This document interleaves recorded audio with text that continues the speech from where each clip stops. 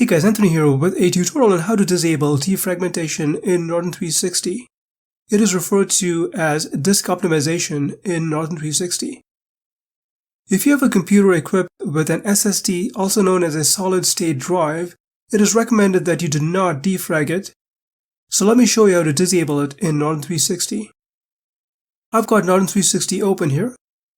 Click on Settings, and it'll open this dialog box. Click on Task Scheduling, and here you'll see this checkbox for Disk Optimization. Uncheck the box, then click Apply, and then click Back. Next, click on Administrative Settings, and in this section, click on this On-Off button to turn off Idle Time Optimizer. Next, click Apply, and then Back.